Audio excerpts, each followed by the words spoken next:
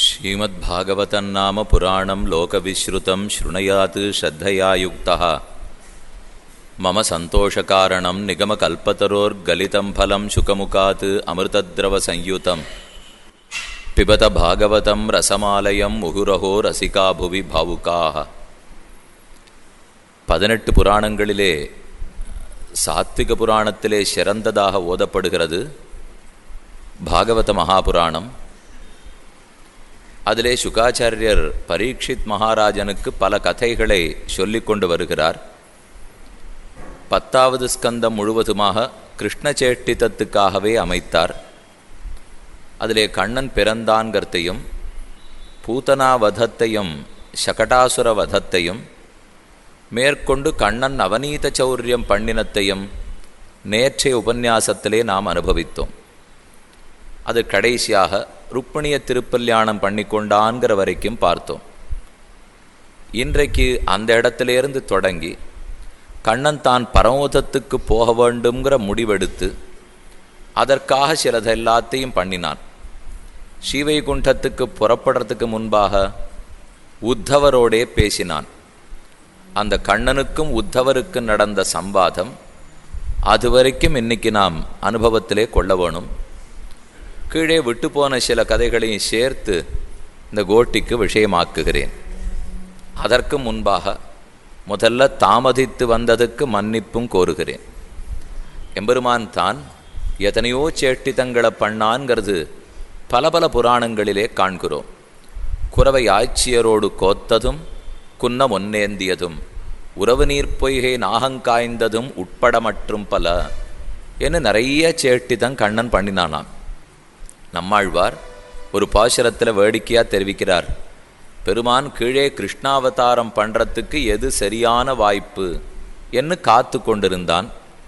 மேலே நித்தியசூரிகள் ஸ்ரீவைகுண்டத்தில் இருந்து கொண்டு நீ கீழே போய் யாரும் ஒன்றும் பெருசாக திருந்தறதா தெரியல, அதனால் நித்தியமண்டலத்தோடையே இருக்கலாம் என்று பேசினார்கள். ஆனால் அவர்களுக்கு கூட தெரியாமல் இறங்கி வந்துடணும்ன்ற ஆசைப்பட்ட எம்பெருமான் அதுக்கு சரியான வாய்ப்புக்கு காத்திருந்தான். பூஜை பண்ணிட்டுருக்காளாம் நித்தியசூரிகள்லாம் ஸ்ரீவைகுண்டத்திலே பகவானுக்கு. அப்பொழுது புஷ்பத்தாலே தூவி நன்னீராட்டி திருமஞ்சனமாட்டி பெருமானுக்கு தூபஹாரத்தி காட்டுகிறார்கள். அகிர்புகை சாம்பிராணி புகை இதை சேர்த்து தூபஹாரத்தி காட்டுகிறார்கள். அப்போ நித்தியமண்டலம் முழுக்க புகையாலே சூழ்ந்து விட்டது. சூட்டு நன்மாலகள் தூயன வேந்தி விண்ணோர்கள் நன்னீராட்டியன் தூபந்தரா நிற்கவே ஆங்கு ஓர் மாயினால் ஈட்டிய வெண்ண தொடுமுண்ணப்போன் திமிலேற்றுவன் கூன் கோட்டிடையாடினை கூத்து அடல் ஆயர்தம் கொம்பினுக்கே என்று நம்மாழ்வாருடைய திருவிருத்த பாசுரம். பெருமான் தன் ஆசனத்தில் இப்படி உட்காண்டிருக்கிறச்சே எதிர்த்தாப்பில் இருந்து எல்லாரும் ஹாரத்தி காமிச்சுட்டு இருந்தா. அவர்களுக்கும் அவனுக்கு நடுவே புகை மண்டலம் சூழ்ந்து விட்டபடியால் அவன் இருக்கிறது அவளுக்கு தெரியலே, அவர்கள் இருக்கிறது அவனுக்கு தெரியலே.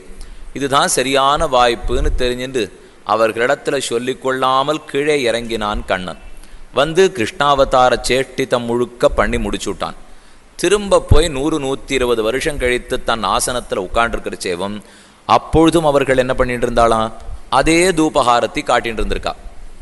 அத்தனை நாழி போய் தூபத்தை காட்டுவார்களானா கீழே நம்ம காலக்கணக்கெல்லாம் பார்த்துருக்கோமோ இல்லையோ, நம்ம ஊரில் காலம் எவ்வளவு, தேவர்கள் லோகத்தில் எவ்வளவு, சத்தியலோகத்தில் எவ்வளவுங்கிற அளவுக்கு பார்த்தோம். இந்த லோகத்திலேயே காலம் இத்தனை மெதுவாக ஓடும்னா ஸ்ரீவைகுண்டத்தில் காலமே ஓடாது. நகாலஸ் தத்திரவை பிரபுகுனு இத்தனை மணிங்கிறதே ஓடாதாம். அதனால் அங்கே அத்தனை நாழி தூபஹாரத்தி பண்ணிட்டு இருக்கிற அளவுக்கு கண்ணன் திரும்ப போய் உட்கார்ந்தான்கிறது சரித்திரம். ஆக கண்ணன் கீழே பிறந்ததுலேருந்தே ரொம்ப மாயமான சரித்திரம்தான். அதில் இப்போ நாம் அனுபவிக்க போகிறது ரொம்ப அற்புதமான கதை. கீழே நேற்றைக்கு ஒரு கதையில் நாகப்பழக்காரி கண்ணன் இன்னான்னு புரிஞ்சுட்டாங்கிறத பார்த்து அவளுக்கு மோட்சம் கொடுத்தான்னு தெரிஞ்சுட்டோம். மிக எளியவள் கூட கண்ணனை இன்னான்னு புரிந்து கொண்டாள். ஆனால் மிகப்பெரியவனான பிரம்மாவே கண்ணனை புரிந்து கொள்ளாததை பற்றி இன்றைய கதையிலே பார்க்க போகிறோம். அகாசுரன் பெரிய மலைப்பாம்பு வடிவத்தோடே ஒரு அசுரன் வந்து படுத்துட்டுருக்கான். கண்ணன் நித்தியப்படி காலை எழுந்திருந்து 7 மணிக்குள்ளாக தன் அனுஷ்டானத்தை முடித்து கொண்டு பிருந்தாவனத்தை நோக்கி பசுமாடு கன்றுகளை எல்லாம் ஓட்டிண்டு போவன். ஆயிரக்கணக்கான மாடுகள் கன்றுகள் கற்றுக்கறவை கணங்கள் பல கறந்து என்ன ஆண்டாள் பாடினாலே. கூட்டம் கூட்டமாக சேர்த்து வைத்து எண்ணினா கூட எத்தனை கூட்டங்கள்னு எண்ணிட முடியாது. அத்தனை கறவை கூட்டங்களையும் அழைத்துட்டு கண்ணன் போகும்போது வழியில் மலைப்பாம்பு வடிவத்தை எடுத்துன்னு வாயை திறந்து அண்ணாந்து படுத்துட்டு இருந்தான் அந்த அசுரன். குழந்தைகள்லாம் எப்பொழுதும் முன்னே போவர்கள், கண்ணன் கடைசியாக பின்னாடித்தான் வருவன். முன்னே போன கோபர்கள் எல்லாம் இது என்னமோ ஒரு பொம்மையாட்டம் இருக்கே, இது என்னவா இருக்கும்னு ஒருத்தன் கேட்டான். உள்ள புகுந்து பார்த்தா தான் தெரியும்னு மற்றொருத்தன் சொன்னான். புகுந்தா வாய மூடினுட்டா என்ன பண்ணுறதுன்னு இன்னொருத்தன் கேட்டான். இருக்கவே இருக்கான், எல்லாரையும் ரட்சிக்கிற கண்ணன் பின்னே வருகிறான், அவன் பார்த்து கொள்ளுவன், புகுந்து பார்த்துடுவோம் என்ன ஒரு பிள்ளை சொல்ல. கிடுகிடுன்னு எல்லா பிள்ளைகளும் உள்ளே போயிட்டா. அகாசுரன் ஆனால் வாய மூடலே. கண்ணன் உள்ள வரணும்னு அவன் காத்து கிடக்கிறான் அல்லவா, வாயை திறந்துட்டே இருந்தான். தில்லிக்கு போனில்னா ஜந்தர் மந்தர்னு வச்சுருக்கா, அதில் பெரிய பெரிய பொம்மை இப்படி தான் இருக்கும். வாய் வழியாக நுழைஞ்சா முதுகு வழியாக வெளியில் வந்துடலாம், முதுகில் உள்ளே போனால் வால் வழியாக வெளியில் வந்துடலாம். அதை போல் இந்த அகாசுரன் படுத்துருந்தான். கடைசியாக கண்ணனும் பின்னாடி வந்தவன் உள்ளே நுழைய வாயம் மூடினுட்டான் அகாசுரன். ஓ என்னது இதுன்னு கண்ணன் பார்த்தான். ஆச்சரியமாக உள்ளுக்குள்ள குகை மாதிரி இருந்தது. குழந்தைகளுக்கு புதுசாக எதான்னு பார்த்தா உடம்பு சிலிர்த்து பெருக்கிறாப்பில் இருக்கும். இது ரொம்ப பெரிய குழந்தையோ இல்லையோ, அதனால் பெருசாக உடம்பு பெருத்தது, தலையே பிளந்து போய் அகாசுரனுக்கு உயிர் போயிற்று. இது கதை. அகாசுர சரித்திரம் முடிந்ததா? அந்த இடத்துல சுகாச்சாரியர் பரீட்சித்துக்கு சொல்லச்சே மர்மமான ஒரு விஷயத்தை சொன்னார். இந்த கதையை குழந்தைகள் எல்லாரும் சாயங்காலம் வீட்டுக்கு திரும்பி வந்தவா 1 வருஷம் கழித்து தாயினிடத்திலே சொன்னார்கள். அன்றே நடந்தா போலே சொன்னார்கள். இந்த 2 வாக்கியம் சொல்றார் சுகாச்சாரியர் பரீட்சித்திடத்தே. கதை இன்னைக்கு நடந்திருக்கு, குழந்தைகள்லாம் இன்னைக்கு சாயங்காலம் வீட்டுக்கு போயிட்டா. ஆனால் சொல்றச்சே 1 வருஷம் கழித்து தான் இந்த கதையை சொன்னார்கள், அதுவும் அன்றே நடந்தா போலே சொன்னார்கள்னார். பரீட்சத்துக்கு புரியலே. அன்னைக்கு நடந்ததை அன்னைக்கு தானே சொல்லணும், எதுக்கு 1 வருஷம் கழித்துன்னு கேட்டான். அதுக்கு நடுவில் தான் அழகான கதை இப்பொழுது தெரிவிக்கிறார். பிப்ரது வேணும் ஜடரபட்டையோஹோ ஸ்ருங்கவேத்ரேச்ச கக்ஷே வாமே பாணோ மசரண கபலம் தத்பலான் அங்குளீஷு திஷ்டன் மத்தியே ஸ்வபரிசகுருதோ ஹாசயன் நர்மபிஸ்வைஹி ஸ்வர்கே லோகே மிஷதி புபுஜே யஜ்ஞபுக்கு பாலகேளிகி. அன்னைக்கு கார்த்தால் என்னமோ பெருமான் ரொம்ப அழகா அலங்காரம் பண்ணி கொண்டு கிளம்பினானாம். பிப்ரது வேணும் ஜடரபட்டையோஹோ, இந்த இடத்துல கீழே பீதாம்பரத்தை சாத்தி அதற்கு மேலே நல்ல பட்டு சரிகை போட்ட உத்திரியத்தை சாத்தித்தான் நித்தியம் அனுப்பிச்சுட்டு இருந்தா யசோதை. இது முதல் கொஞ்ச நாள் பண்ணி பார்த்தா கண்ணனுக்கு நாகப்பழத்தில் இஷ்டம். எங்கெங்கே நாகப்பழம் தொங்குறதோ அதெல்லாத்தையும் எடுத்து சாப்பிட்டுட்டு கையில் கரையார் சொல்லியும். நம்ம கோவிலுக்கு போய் நமக்கு பிரசாதம் கொடுத்தா உடனே தூண் எங்கே இருக்குது, திரை எங்கே இருக்குதுன்னு தேடுவோம், வாங்கின கையை தடவறதுக்காக. கண்ணன் திரை தேட மாட்டான், தம் பட்டு பீதாம்பரத்திலேயே தொடச்சு விடுவானோ. பார்த்தா யசோதை நித்தியப்படி ஒரு துணி 6 துவைக்கிறது. அதனால் கார்த்தால கிளம்பி போகிறச்சே பீதாம்பரத்தை பட்டு துணியை களைஞ்சுட்டு மாந்தோல் மரவுரிய சாத்தி அனுப்பிச்சி விட்டுடுவலாம் கண்ணனை.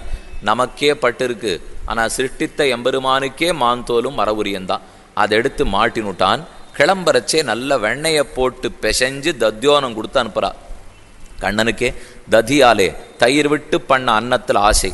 அதுவும் வெறும் தயிர் விடாமல் கொஞ்சமாக மோர் தெளித்து பாலை நிறையா குத்தி வெண்ணையை நிறையா போட்டு பார்த்தாலே பளபளப்பு தெரியறது தயிர் சாதத்தை.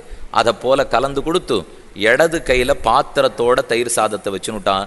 இந்த ஓரொரு விரல் இடுக்குக்கும் ஓரொரு வர்ணத்திலே ஊறுகாய், பச்சை ஊறுகாய், சகப்பு ஊறுகாய், நீல ஊறுகாய், மஞ்சள் ஊறுகாய் இன்னும் ஒன்றுனா ஊறுகாய் வேற கண்ணனுக்கு பண்ணி கொடுத்துருக்கா. எல்லா குழந்தைகளும் போனார்கள். போன உடனே நடுவில் அகாசுரன் வந்தான். அகாசுரனும் கொலை செய்யப்பட்டான். உடனே கண்ணனுக்கு வயத்தில் பெரிய பசி வந்துடுத்தான். அகாசுரனை கொன்றதுனால மலைப்பாம்பு பசி, அதுவே மலைப்பாம்பு கொன்றத்தில் இவருக்கு பசி அதிகமாகிடுது.